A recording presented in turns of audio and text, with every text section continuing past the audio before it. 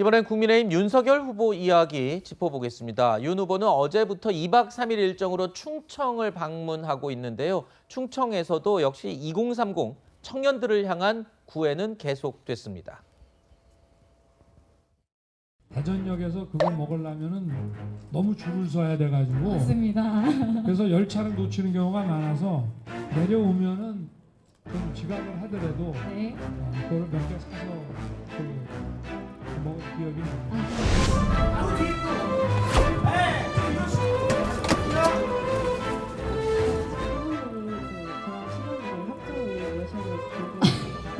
4.3인가가 만점이었고 네. 3.7부터가 A면은 기재로 B-로 졸업한 것 같습니다. 공부를 잘 못했어요. 기술 공격입니다. 그 탕수육은 부먹 찍먹이냐? 혹시 후보님께서는 찍먹인가 부먹인가? 구워서도 안 먹고 그 소스에 찍어 먹지도 않고 간장에 찍어 먹고 고춧가루하고 식초 풀고. 그러나 여러분에게 큰 기회, 이 기회의 바다를 만들어 줘야 하는 것이 이게 기성세대의 의무인데 이걸 제대로 하지 못한 거에 대해서 정말 대단히 죄송하게 생각하고. 자, 이번 충청 일정에서는요, 특히나 윤 후보가 김병준 상임선대위원장을 동행을 했습니다. 그러면서 이 김병준 원톱 선대위 체제를 다시 한번 공개적으로 재확인을 시킨 게 아니냐, 이런 해석도 나왔는데요. 그런데 윤 후보가 선대위를 본격 가동했던 어제 국민의힘 분위기 내부는 아주 심상치가 않았습니다. 이준석 대표 패싱 논란이 다시 고개를 들었는데요. 이준석 대표의 발언 곳곳에서도 파열음이 감지됐습니다. 들어보시죠.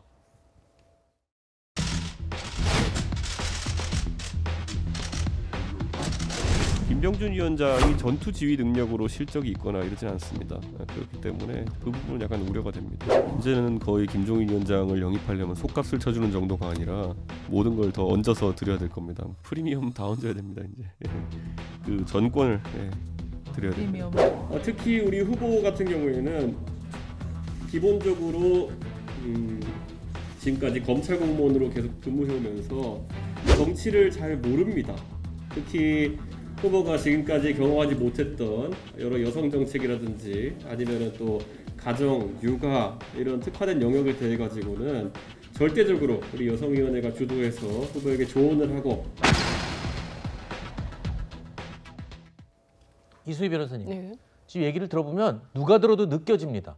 지금 김병준 위원장과 윤석열 후보 둘을 그냥 대놓고 공개적으로 소위 말해서 디스를 하고 있다 느껴지거든요.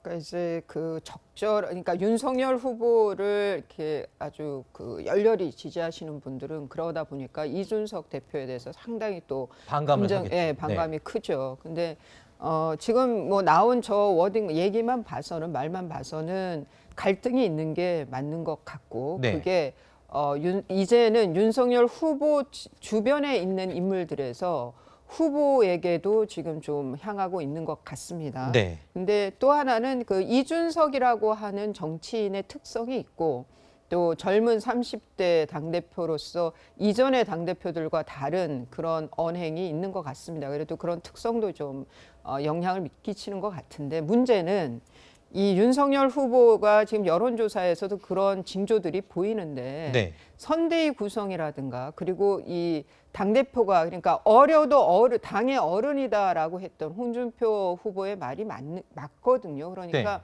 이렇게 당대표와 갈등이 계속 표면화되고 지금 오늘의 지금 오전에 나온 보도에 의하면은 당대표로서의 일정도 지금 취소하고 전화기도 꺼져 있다고 하거든요. 이런 상황은 결국은 후보에게는 손해라는 거죠, 이거는. 네. 그래서 윤석열 후보가 직접 나서야 될 상황이 아닌가 싶고 네. 언론을 통해서 자꾸 대표와 갈등을 부추기는 인물이 있다면 네. 그 인물은 캠프에서 정리를 하는 것이 맞다라는 아하. 생각을 합니다. 자, 이준석 대표 패싱 논란에 이어서 이준석 대표의 사퇴설까지 지금 흘러나오고 있는 상황인데요. 어젯밤에 이준석 대표가 SNS에 이렇게 썼습니다. 그렇다면 여기까지입니다. 라면서 상당히 의미심장한 글을 올렸는데 그 뒤에 이런 이모티콘을 했습니다. 웃는 얼굴처럼 보이지만 이 옆에 P자라는 알파벳은요. 손가락을 밑으로 향하는 이 모습을 형상화한 이모티콘입니다. 즉 이모티콘에 담긴 뜻, 오늘 저희가 이 방송 준비를 하면서 이 문자 메시지를 받았습니다. 이 공개적으로 이 당에서 온 문자였는데 이준석 대표가 오늘 이후에 모든 일정을 취소하고 이 나서지 않겠다라고 이 보도 자료를 보냈는데 글쎄요. 중대 결심이 아니냐 이런 얘기가 나오고 있어요. 중대 결심이라고 하면은 뭔가요? 지금 자리에서 물러나겠다 뭐 이런 얘기까지도 지금 나오고 있어요. 그렇죠. 상임선대위원장을 아마 그만두는 게 중대 결심에 해당이 되지 않을까. 당대표직을 그렇다고 그만둘 수는 없는 거 아니에요. 네네네. 이제 그럴 가능성이 있어 보이긴 하는데요. 글쎄요. 뭐 앞서도 잠깐 얘기하셨던 것처럼 이준석 대표 패싱 얘기가 나오는 게 사실 상임선대위원장 자리가 있는데도 불구하고 후보 일정이 전혀 공유가 되지 않는 상황이라든가 아니면 외부 인사 영입할 때 당대표 그리고 상임선대위원장의 의견이 전혀 반영이 안 된다든가 이런 일들이 계속 반복되고 있는 상황이잖아요. 네. 김종인 전 비대위원장 영입 때도 역시 마찬가지였고요. 그러니까 이준석 대표 입장에서 본다면 내 의견이 전혀 받아들여지지 않고 나를 배제한 상태에서 선대위가 운영되는데 내가 상임선대위원장을 굳이 할 필요가 뭐가 있겠느냐. 아마 그런 생각을 할 수는 있을 것 같아요. 근데 이런 상황이 그렇게 썩 보기 좋아 보이지 않는다는 거죠. 그러니까 김종인 전 비대위원장 영입 문제로 한 3주 정도 시간 끌었잖아요. 그 사이에 지지율이나 컨벤션 효과가 사라졌다 이런 얘기가 나오는데 벌써 이렇게 잡음이 계속 나오게 될 경우에는 뭔가 지지자들이 불안감을 느끼기 시작한다는 거예요. 그러니까 선거에 있어서 엄청나게 많은 변화라기보다는 정무적 판단이 필요할 때 확실하게 정무적 판단을 내려주고 선대위가 거기에 맞춰서 일사불란하게 움직여가는 모습을 보여줄 때 후보에 대한 신뢰감으로 그게 가는 거거든요. 네. 근데 지금 윤석열 후보가 당연히 중심이 돼서 선거를 끌고 가는 것은 맞지만 이렇게 계속 당내에서 잡음이 잃어가는 방식으로 운영하다 보면 나중에 가면 진짜 지지자들이 피로감 느낄 수 있거든요. 네. 그런 점들을 좀 더 고려해야 되지 않을까 싶습니다. 자, 이준석 대표가 윤석열 후보 또는 이 선대위를 향해서 불만을 가장 크게 갖게 된 이유는 그럼 뭐였을까요? 그 배경으로 어제 윤 후보 측의 일정 패싱과 또 바로 이 부분입니다. 이수정 경기대 교수의 선대위 영입이 가장 큰 영향을 준 게 아니냐 이런 이야기가 들리고 있는데요. 이준석 대표는 공개적으로 이수정 교수의 영입을 반대해 왔었죠. 저는 후보가 저에게 단 한 번도 그 문제에 상의한 적이 없고 네. 실제로 영입할 것인지도 잘 모르겠습니다. 저는 한다면 반대합니다. 확실히. 지금까지 우리 당이 선거를 위해서 준비했던 과정과 그리고 지금 만약 그런 영입이 있다면 방향이 반대되는 것이고 네. 후보가 만약에 지금 상황을 이해하지 못한다면 제가 얘기할 생각이 있습니다. 그거는. 지지층의 재구성과 전략의 재구성을 의미하는 것이기 때문에 그건 공유가 돼야죠. 자, 이렇게 공개적으로 반대했던 이수정 교수를 정작 윤석열 후보가 직접 전화해서 와달라라고 이 영입을 시도를 했고 그에 이제 화답을 한 셈인데 이수정 교수 입장에서는 지금 본인 영입을 반대한 이준석 대표를 설득하기 위해서 대화할 의사도 있다 이런 입장을 밝히기도 했는데요. 덧붙여서 이 대표를 향해서 페미니즘과 급진주의의 구분을 잘 못해서 나를 미워하는 게 아니냐 이런 말도 꺼냈습니다. 페미니즘하고 레디컬리즘을 구분을 잘 못하시는 것 같아요. 우연히도 강력범죄의 피해자가 80%가 여성이다 보니 피해자 보호가 곧 여성의 보호 아니냐 이렇게 이제 간주하고 저를 이제 그렇게 공격할 수는 있겠지만 사실은 저는 여성만 보호해달라고 이야기한 적이 없어요. 저는 개인적으로 페미니즘은 여성이 자신의 독자적인 정체감을 찾아가는 과정이다라고 생각하거든요. 자, 손 변호사님, 이 대표 왜 이렇게 이수정 교수를 반대한 건가요?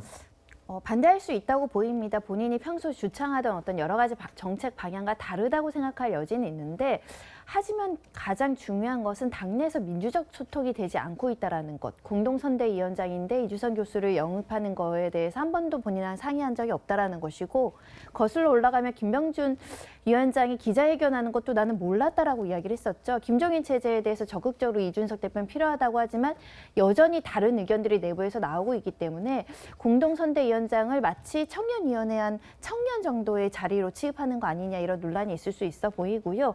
다만 그 가운데서 이주선 교수가 좀 입장이 난처할 수는 있겠다. 그쵸. 그래서 나도 30대 아들이 있어서 대화를 하겠다라고 이야기를 하고 있다라고 하는데 이것은 두 분의 문제가 아니라 제가 볼 땐 윤 후보와 이준석 대표 간의 어떻게 보면 주도권 싸움의 문제가 아닐까 해석을 해봅니다. 네.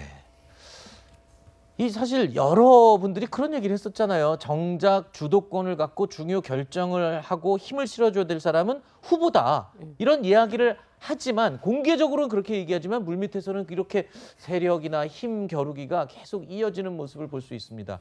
이수정 교수는요. 국민의힘 선대위로 합류를 하게 된 이유에 대해서 국민의힘은 이렇게 설명을 하고 있습니다. 법률 전문가이세요. 예. 뭐 그렇기 때문에 지금 이제 여성이 결국은 스토킹을 당하다가 살해한 사건의 변론을 2번이나 하셨습니다. 그렇기 때문에 계획살인과 우발적 살인은 충분히 구분하실 수 있어요. 이 두 사건은 모두 흉기를 준비하고 들어가서 해서 한 건은 심신미약을 주장하셨고 그 다음 건은 심지어 음주감경을 심신미약의 이유로 주장하셨더라고요. 지난 10수년 동안 제가 그런 심신미약의 이유로 여성을 끔찍하게 계획살인하는 이런 일들은 절대 인정되어서는 안 된다고 호소했던 사람이에요. 자, 그러니까 여성 범죄에 대해서 강력하게 처벌을 해야 된다라고 주창을 해왔던 인물이기도 하지만 지금 이 얘기를 들어보면 이수정 교수는 민주당이든 국민의힘이든 어디든 갈 수 있었지만 이번에 이재명 후보의 그 조카 살인 사건과 관련된 내용을 보고서 마음을 굳혔다. 국민의힘으로 가기로. 뭐 이런 이야기가 되네요, 흐름이. 그러니까 이수정 교수는 뭐 정치권에서 탐을 낼 만한 인물이신 네. 거죠. 대중성도 워낙 높고 또 하신 일들도 있으니까. 그런데 이제 지금 이재명 후보의 경우에는 내가 변호사 때 일이다 이렇게 그다음에 집안에 그 조카가 그런 일이 있었는데 집안에 뭐 변호사가 나 하나라서 도와줄 수밖에 없었다라는 걸로 지금 해명을 하는데 그럼에도 불구하고 이제 한 건만 있는 것이 아니기 때문에 그다음에 이제 심신미약 주장을 하는데 변호사라면 할 수는 있는 주장이죠. 변호사라면. 그런데 이재명 후보의 경우에는 정치인으로서 사회를 바꿔보겠다고 나름의 소신을 가지고 살면서 변호사 일을 같이 했던 거기 때문에 그때는 변호사로서보다는 그 정치인으로서의 자기의 소신도 지켰어야 하는 게 아니냐라는 생각을 저는 하게 됩니다. 왜냐하면 그 이중적인 그 지위에서 지냈으니까 그 시간을. 그래서 내가 변호사로서 변호한 거다라고만 하기에는 그래서 이제 사과도 하기는 했지만 좀 신뢰를 안 주는 거죠. 지금 그러다 보니까 그 강력 사건에서 심신미약 주장이라든가 음주에 대해서 이거는 감경하면 안 된다라고 하는 지금 정치인 이재명의 그 발언에 대해서 신뢰가 가지 않는 거죠. 아마 그런 거를 이수정 교수는 지적한 것이 아닌가 싶고요. 네. 페미니즘이라는 건 이건 상당히 어려운 문제인데 저는 이수정 교수의 영입과 이준석 대표의 이 갈등으로 인해서 젠더 문제가 국민의힘에서 이슈화가 되는 거는 도움이 안 된다라는 생각도 합니다. 네. 네, 뭐 이 말씀 간단하게 한 2가지만 말씀드릴게요. 이수정 교수가 뭐 진영과 상관없이 여성 인권 그리고 아동 인권에 대해서 굉장히 관심을 많이 가져왔던 인사라는 점 틀림이 없고요. 전문가이기 때문에 민주당주 영입할 생각을 했었어야 한다 이렇게 생각하고요. 다만 이제 교제 살인 사건 때문에 내가 국민의힘으로 갔다, 윤석열 후보 쪽으로 갔다고 하는 말은 좀 맞지 않아요. 왜냐하면 그동안에 계속 국민의힘 쪽과 함께 왔으니까 굳이 교제살인 사건 때문에 국민의힘으로 갔다고 하는 논리는 좀 맞지 않은 거 아닌가 이렇게 생각하고요. 그리고 지금 과거에 이제 교제살인 사건과 관련해서 변호를 했다 이게 논란이 되고 있는데 그때는 정치인 아니었을 때였어요. 그러니까 그냥 변호사였을 때라는 거죠. 저희가 그 내용 저번에 확인을 했는데요. 네. 2006년도에 성남시장에 출마했다가 낙선을 했던 고해였고 민주당에 입당을 해서 등록까지 한 상태였기 때문에 저희가 정치인에 가깝다라고 지난주에 저희가 이미 확인한 사실이니까요. 거기까지 얘기하고 국민의힘 그래서, 얘기로 계속 집중을 해서 진행을 하도록 하겠습니다. 그러니까 그래서 네네. 이제 뭐 그거는 그렇다고 치고요. 그러니까 왜냐하면 뭐 굳이 뭐 공직이나 이런 것들을 지금 뭐 대선 출마까지 생각하고 당시에는 있었을 때는 아니었으니까 네네. 그런 건데 일반적인 형사 사건을 변호사들이 맡게 되잖아요. 네. 형사범의 경우에는 다 일반적으로 이런 사건과 연관이 돼 있는 겁니다. 네네. 그러니까 민사 사건이 아닌 경우까지, 그러니까 형사 사건에서 변론을 알겠습니다. 맡았던 것까지 그 사람의 네네. 문제로 연결하는 건 전 부적절하다고 알겠습니다. 생각합니다. 지금은 이제 국민의힘 측 지금 선대위 얘기에 집중을 하다가 이수정 교수가 국민의힘으로 온 이유를 얘기하다 보니까 이재명 후보 이야기로 지금 다시 빠져나갔는데요. 다시 주제로 돌아오겠습니다. 자, 이수정 교수 선대위 합류 이외에도 이준석 대표와 윤 후보의 갈등이 노출된 부분이 있죠. 바로 윤 후보의 최측근으로 꼽히는 장제원 의원이 선대위 회의 참석을 했는지 여부를 두고 윤 후보와 이 대표가 신경전을 벌였는데요. 오늘 오전 김재원 최고위원이 선대위 회의 참석이 아니라 작별 인사였다라면서 해명을 하기도 했습니다. 장제원 의원을 두고 권경애 변호사나 진중권 전 교수가 문고리 3인방이다, 여의도 장순실이다 라는 표현까지 하면서 강한 입장을 표현하고 나왔는데요. 자, 이준석 패싱 논란, 김종인 전 위원장 선대위 영입 과정에서의 잡음 논란 등에 대해서 윤석열 후보 입장은 도대체 그럼 뭘까요? 들어보시죠. 지금 대독에 와서 국가의 미래를 얘기하는데 그런 정치 얘기는 제가 오늘 여기서 별로 언급하고 싶지가 않습니다. 죄송합니다. 오늘 이준석 대표는 충청 일정 오는 자체를 자기는 들은 적이 없다. 좀 황당한 네. 답변을 내놨거든요. 네. 설명 좀 부탁드리고 또 김종인 위원장 목시원을 알려줬던 거기에 대해서는 답변하지 않겠습니다. 네. 오늘은 대독과 국가의 미래에 대한 얘기만 하겠습니다. 킹메이커는 국민이 킹메이커입니다. 그리고 또 우리 2030 여러분들이 킹메이커입니다. 여러분의 확고한 그 지지를 부탁드리겠습니다. 고맙습니다. 자, 이 대표의 행보를 두고 당내에서는 이런 비판의 목소리도 나왔습니다. 조수진 선대위 공보단장의 이야기 들어보시죠. 저는 어제 그게 언론에 리리즈되기 전까지 저한테 가짜는 얘기를 들은 적이 없어요. 당대표 이전에 제 일정이잖아요. 오늘 그 외교사절 만나는 것도 있고 예, 제 일정 가득하기 때문에 조정을 할 수가 없어요. 그러니까 황당한 거예요, 제 입장에서는. 그러니까 이게 그런데 반복되고 있습니다, 지금까지. 선거대책위원회가 닻을 올리면요, 최고위원이라든지 이런 직함은 활동이 중단이 되는 걸로 보셔야 됩니다. 선대위의 활동은 선대위의 직함을 가지고 한다라는 점을 이건 저뿐만 아니라 우리 이준석 대표님을 비롯해서 모두에게 적용되는 문제입니다. 자, 선대위가 출범을 했으니 이제는 당의 직함보다는 선대위 직함이 우선이다. 이런 취지의 이야기입니다. 지금 당장 선거가 가장 급한 일이니까 그렇겠지요. 이준석 대표는 선대위에서 공동상임 선대위원장과 홍보미디어 총괄본부장을 겸직을 하고 있습니다. 이 총괄본부장이라는 자리는요, 500억 원대의 국조 보조금 가운데 80%가 홍보비라고 하는데 계산을 해보면요, 이준석 대표가 400억 원 정도를 집행할 수 있는, 주도할 수 있는 의미가 됩니다.